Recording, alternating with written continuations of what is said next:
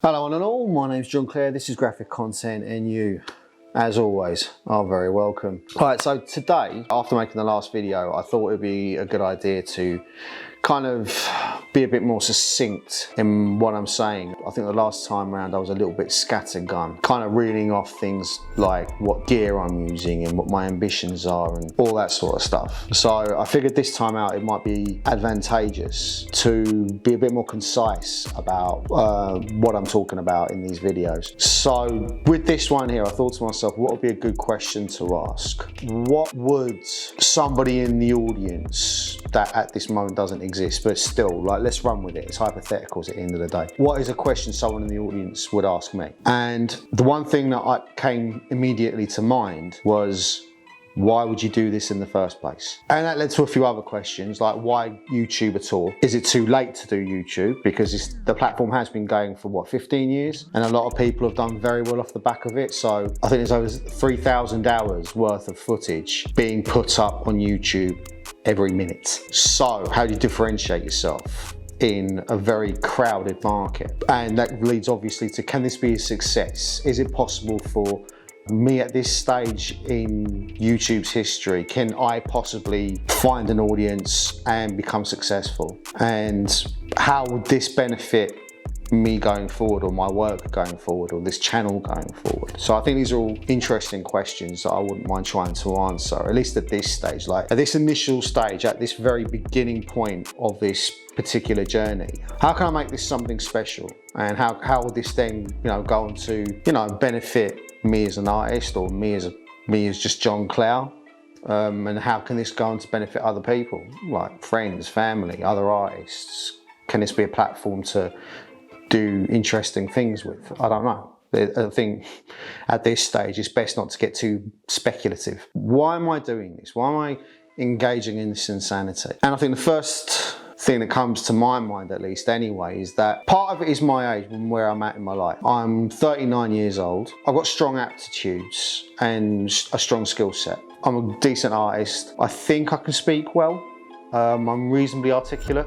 But yeah, but part of it is, at this stage in my life, I was like, right, okay, I've got some skill sets that I feel might work with presenting myself on this platform. Like a lot of people, we all kind of dream of being our own boss, being able to pay our bills and, look after our friends and families, buy a house, all that sort of stuff. But also being our own boss and being able to determine our own path and how we achieve our goals and arrive at those endpoints. That's what I want to do with this. I mean, I'm working as a bar manager / night porter in a hotel in the southwest of Ireland. I moved here about 2.5 years ago. Used to work in construction, so I've always worked for other people, but I've always wanted to work for myself because I feel that I have, maybe I'm deluding myself, I don't know, but I feel that I have some very strong attributes that I can definitely at least, carve some kind of lifestyle with. So yeah, I mean, I think YouTube also is a great platform in terms of the democratization of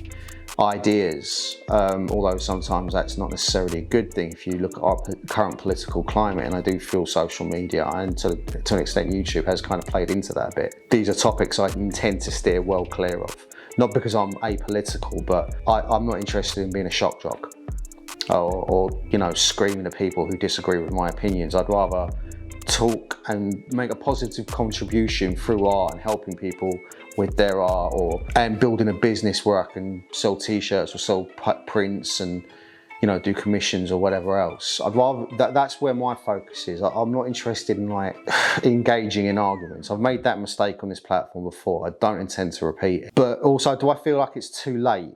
And the answer to that is no. I don't think it's ever really too late to do anything. I mean, okay, I can't become a professional boxer or a professional footballer, because even if I started now and put every hour God sends into honing those skills, if I go into the ring with a professional boxer, I'm gonna get my head boxed off. If I try and play football at a professional level, I'll be laughed out of the arena. So in that sense, yes, I am too old. But when it comes to things like art, drawing, I mean, you can pick that up at any age, and if you work diligently, you'll become really good. So this is why I don't like the term talent, like it's somehow innate. Yes, I've been doing it since I was very young, so therefore by now I'm pretty good at it. By the same token, it still takes that work I mean, it's not so much work when you're a child, it's more like, it's fun, you enjoy it. I mean, I've fallen out of love with art in the past. I've gone through periods of time where I just haven't picked up a pencil, not drawn at all. But I've always come back to it, because it's something I feel that's innate within me. It's an aptitude that when I say aptitude, it's something that you gravitate towards. I gravitate towards visual art, so like photography, okay, much later. But that's a good example as well. You know, I picked up photography quite late in life. And I think I'm a reasonably competent photographer at this time. And it's taken me about 3 or 4 years to get to this point. So I don't feel it's too old, I'm too old to do something on this platform. Okay, I can't be like the Paul brothers, like jumping up and down in houses and singing really awful rap songs and, you know, just being obnoxious. I can't get away with doing that, but I can at least try and provide something that, again, I keep coming back to this, but something that's meaningful and makes a meaningful contribution. So that's what I'm aiming for, that's what I'm trying to get to. So do I feel this can be a success? Yes, why not? It will take a lot of work, it will take a lot of dedication. I am under no illusions, there's no such thing as an overnight success. Putting one video up, I mean, I've already put a video up and in 12 hours it's got 10 views and I'm grateful for that. I don't look at that as a disappointment, I look at that as a stepping stone. So maybe the next one might get 12 views and the one after that might get 9 and then the one after that might get 20, whatever. But eventually, you know, just as long as I'm fairly consistent, I feel that I can achieve quite a bit of success with this, so we'll see. And how do I feel this will benefit my work? Well, that's an interesting question in of itself. I don't think it's necessarily going to improve my artwork per se. I think, at least at this stage, I think I'll very much be trying to keep to doing what I was already doing, you know, and maybe I'll talk a little bit more about why I do what I do in a future video. I feel that this would be a good way of promoting myself. So like I say, I do have some ambitions of like maybe doing a bit of merchandising, selling prints, maybe doing a gallery show. You have to build up and earn your audience first, and that's another thing I really want to stress. I don't want just, you know, I'll never be doing bots or anything like that. I want to earn my audience. I want them to feel, anyone who watches this, subscribes to this and continues to engage with this, feels like I'm giving something to them that's worthwhile and they want to stay with me on this journey, wherever it may lead. So if I do come to the point where I'm able to relaunch a merchandising line and they want to invest in it, or I do set up a Patreon and they want to support it, or whatever else, whatever other avenues, even when it comes to endorsements and sponsorships, you know, would I be working with the likes of Raid Shadow Legends or companies of that ilk? No. I feel that if I am lucky enough to get to the stage where I am able to get sponsorships and endorsements, I think that I have to be true to myself. I have to be honest with my audience. So if I'm going to be working with any kind of company, whatever that company that is, that it has to kind of align with what I'm doing already. And it's something that, and they're offering a product or a service that I feel will be beneficial to my audience. So these are things that really need to be taken into consideration. So do I feel it'll benefit my work? Well, I think in terms of the artwork itself, I think possibly, you know, I may be a little bit more active with it. You know, there's certain things I'd love to do as well. I'd like to do streaming as well, maybe Twitch or YouTube, or, you know, I've already tried it with Behance a couple of times, but I can never get the Wi-Fi to work because the Wi-Fi signal in this part of the world is awful. So getting any kind of consistent signal for streaming is near enough impossible. It's ridiculous. So yeah, I'd love to be doing stuff like streaming, but yeah, I need to get this back to, sorry, I'm kind of rambling. But yeah, in terms of benefiting my work, I think in terms of financing what I'm doing, yes, I think it would do long term. In terms of the actual work itself, whether it be photography or art, I feel that yes, it will benefit me because I feel that I'll be able to produce high quality work. I produce high quality work already, but I feel it would be a good way of keeping that going and keeping, you know, the artistic juices lubricating my creativity. God, that was a fucking awful metaphor. As long as I keep going and keep working at this, I think it will work. But, you know, it's very early days and we'll have to see, won't we? So, okay, so what we'll do now is we'll go back upstairs to the office and we'll talk about the next piece that I want to demonstrate, all right? So, bear with me a minute. Oh, yeah. It would help if I unlock the lids. Okay, boom. Ah, there you are. Probably a little bit too far away. Let's punch you in a touch. Excellent.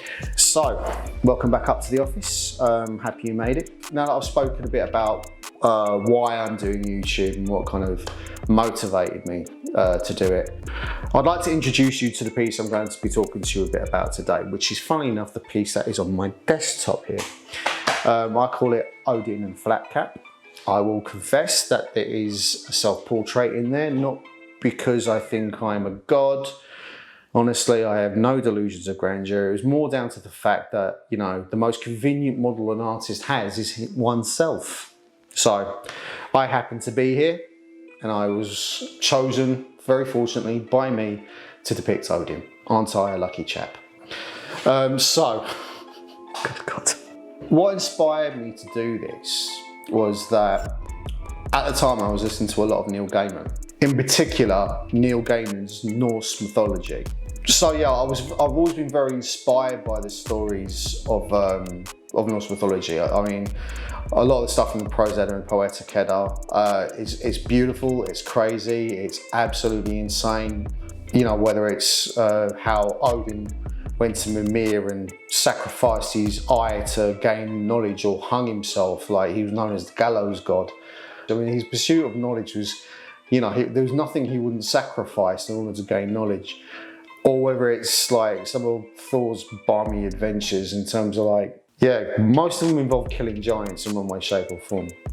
But I love the stories. And I've got to say, I mean, because I was listening to a lot of stuff on Audible, and not only is Neil Gaiman a really engaging writer, he's also an excellent narrator. I actually love his narration of his writing. I could listen to that man read all day, it's fantastic. So yeah, so I'll be listening to that while doing this piece. And, you know, so anyway, to kind of give you a bit more information about it in particular, like it is a self-portrait, and you see two ravens. Now the two ravens are Hugin and Munin. These are Odin's eyes and ears, literally, and they report back to him. Hugin and Munin literally means, I think it means thought and memory in English, which I quite like as well. You know, it's not just about what's going to be, but what has happened. So yeah, I find a lot of that stuff really interesting and really engaging. It inspired me to do this piece, and I was relatively happy the way it turned out. And at the time when I was actually doing the piece, it wasn't done on my 12.9 inch iPad Pro. It wasn't done on this one. It was done on my old 9.7, which is, you know, while still a very capable machine, you know, hasn't got quite the horsepower the iPad Pro 12.9 inch has. I think what it demonstrates is that, you know, while it definitely helps to have better gear to produce quality work, it's not the be all and end all. You know, having gear that's not as advanced doesn't preclude you from producing quality work. And to be honest with you, I mean, if you can draw on a piece of A4 paper with a ballpoint pen, you can still produce amazing stuff, you know? I'm not saying my stuff is amazing, but I'm just talking in general. So anyway, it was the last piece I completed on my 9.7, and I'm pretty proud of it. I think it's okay. You know, it's not too bad. Could I do better? Honestly, I feel I could always do better. And if I allowed myself, I could pick holes all day, but I'm not gonna allow myself to fall into that trap, not for this video anyway. What we'll do now is we'll go into the time lapse, and I'll talk to you a bit more about the process and how I did what I did, and some of my choices in terms of composition and that kind of thing. Okay, so I'm just gonna hold this up here now and we'll transition it. There we go. So here we are, this is the time lapse. And this is me drawing me, not how very meta. So yeah, these are all the construction lines and me kind of like getting the basis, and then some of the details just kind of pops in out of nowhere. But that's just Procreate kind of just, I think it's like memory bandwidth issues or whatever, because when there's a lot of detail in one particular area, it just kind of block things in every now and again. To conserve, I'd say it's like just to conserve RAM or something, I'm not too sure. But there's me adding the beard and the glasses, shading things in. Now, you may notice like I use a lot of cross-hatching when I'm shading.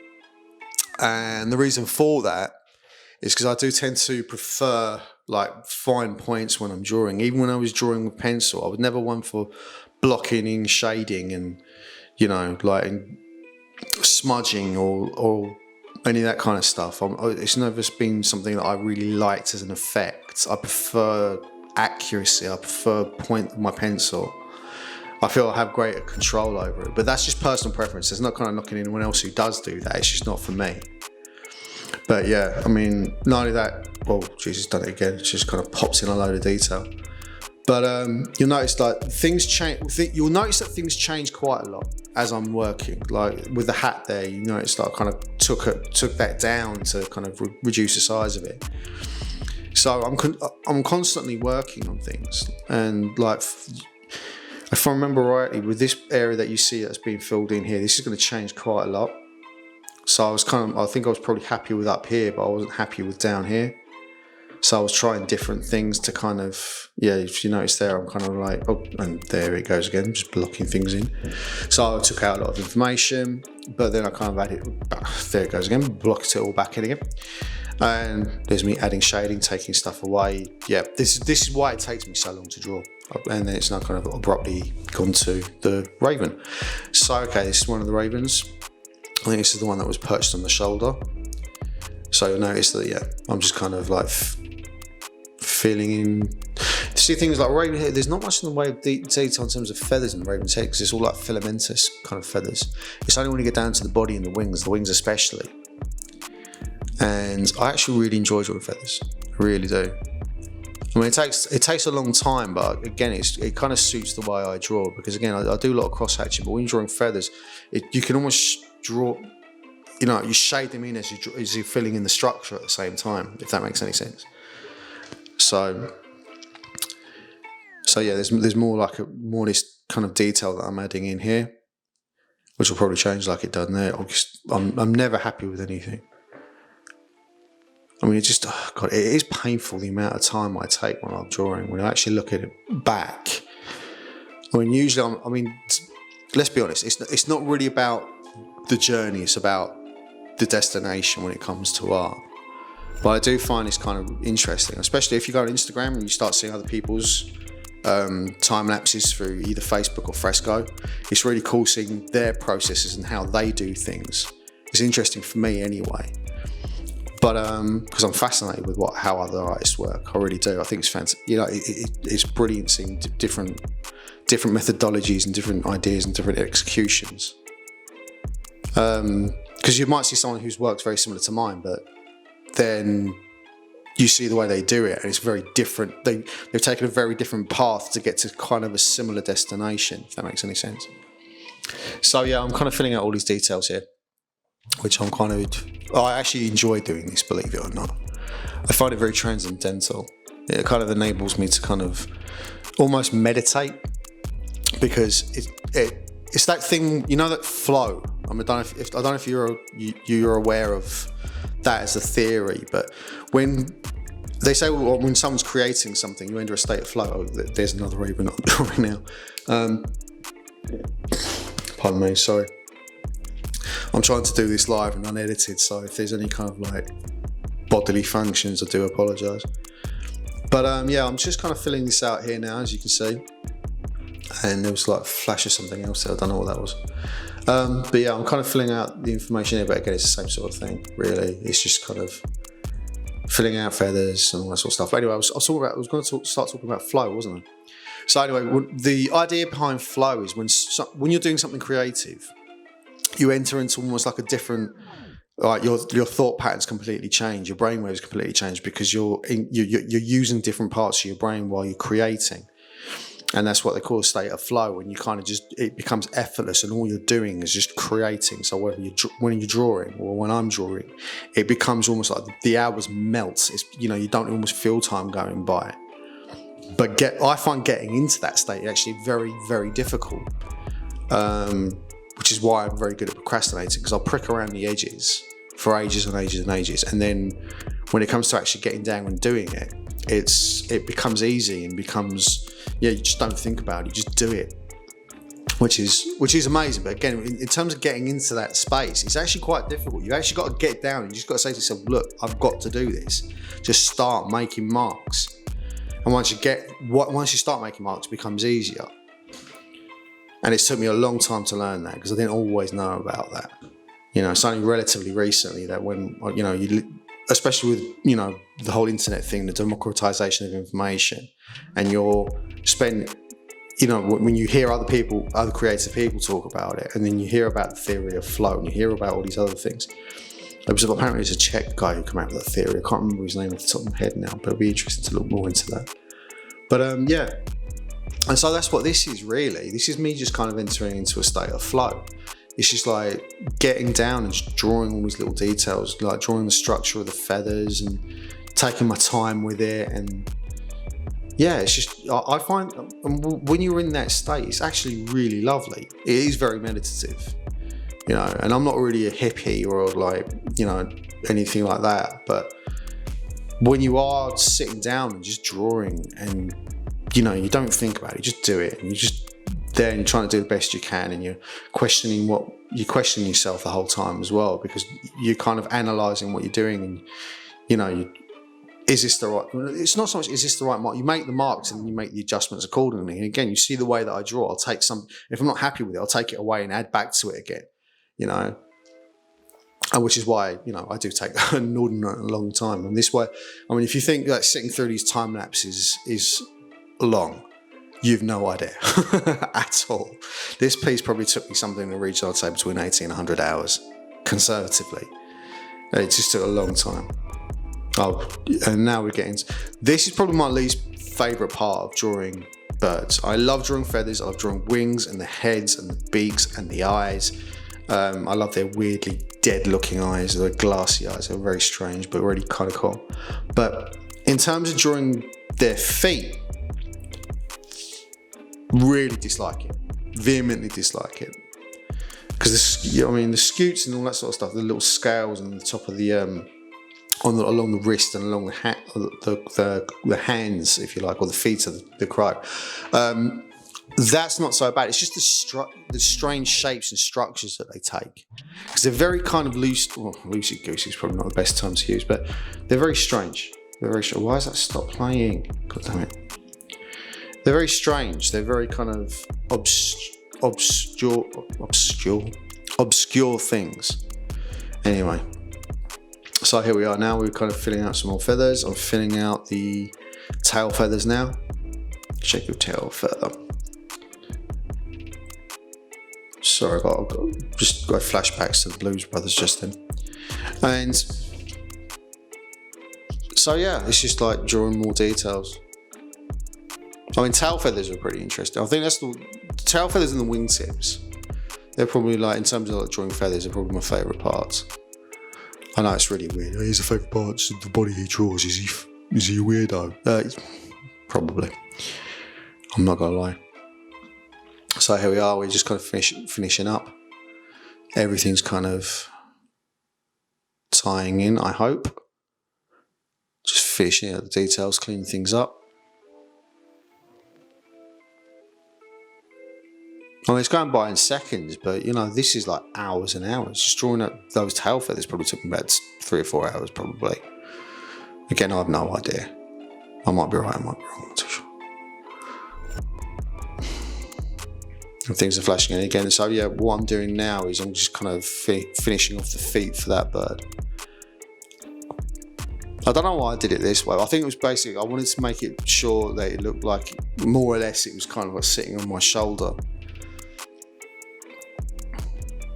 Because that's the thing, I mean, introducing different elements, and I'm pretty sure I didn't get it right. I'd say I'm virtually certain. See, that's the tough thing, is like you're almost anticipating criticism. My ego just can't help, can't stand it. No, really, it can't. What, do you think I'm joking? I'm not. I'm a massive egotist. Sarcasm. Kind of. So we're getting there now anyway. Things are filling out. And yeah, I think we're just about at the end there now. Just about to finish the feet in. And any minute now I'm just going to drop in the other raven. I'll have a look now in a second. There we are. So again, just finishing up, doing some clean up, making sure everything ties in properly. And we are just about done. I think. Yep, all the finicky little stuff there. I think, yep, I think that's it now, guys. Okay, there we are.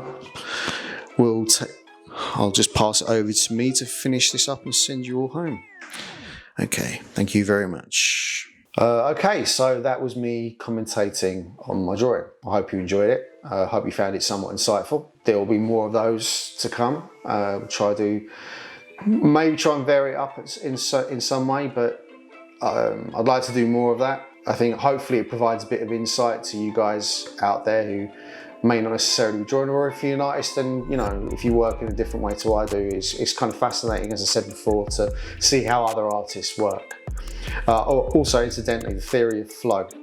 Now, I am going to apologise now because I know I'm going to butcher this, but due to the wonder that is Google Brain, I was able to do a little bit of quick research as to the guy's name who the study is attributed to, and it's Mihail, and again, I'm sorry about this, Csikszentmihalyi. So yeah, I apologise profusely if I butchered that name, if you're a Czech national or if you're the gentleman in question himself. I apologise. So anyway, enough of the apologies and enough of this video. I think it's time to move on. So what I just want to finish up by saying the things that we do down below here. So if you've got something to say, please comment on it.